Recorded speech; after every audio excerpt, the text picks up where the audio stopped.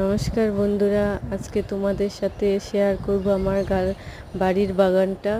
দেখো কত ফুল গাছ লাগিয়েছি আমি। এই দেখো বন্ধুরা, কত ফুল গাছ, এখনো ফুল হয়নি। এগুলোতে এখনো ফুল আসেনি। বিভিন্ন ধরনের গাছ বাজার থেকে চারা কিনে এনে এনে লাগিয়েছি।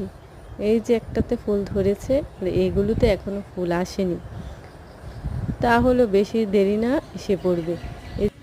তারপরে দেখো বন্ধুরা, এই গাছগুলো খুব সুন্দর গাছগুলো। এটা হচ্ছে লজ্জাপতি গাছ। এটা একটু ধরলেই ওরা লজ্জা পেয়ে একদম নুয়ে পড়ে যায়। তারপরে এই যে একটা গাছ এনেছি, এগুলিতে ফুল ধরলে তোমাদের আবার দেখাবো। এখনও এগুলিতে কোনো ফুল ধরেনি। এই যে কত ফুল গাছ লাগিয়েছি আমি, দেখো। এই গাছগুলো এখনও লাগাইনি, জলে রেখে দিয়েছি, পরে লাগাবো। এই যে ফুল গাছটাতে প্রায় প্রতিদিনই ফুল ধরে। এই ফুলগুলো দিয়ে আমি পূজা দিয়ে ফেলি। তারপরে দেখাবো তোমাদের এই যে মরিচ গাছটা হচ্ছে, মরিচ এখনও ধরেনি, হবে। এই দেখো বন্ধুরা, কত গোলাপ গাছ লাগিয়েছি।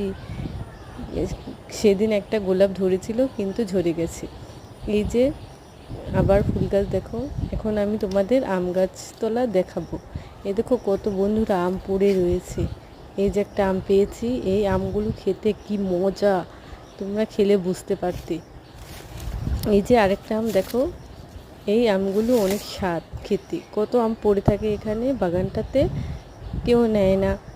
মানে আমরা যখন উঠে দেখি তখন নিয়ে আসি। ওই যে কত পচে রয়েছে, দেখো বন্ধুরা, কত পচে রয়েছে, কেউ নেয় না, খায় না।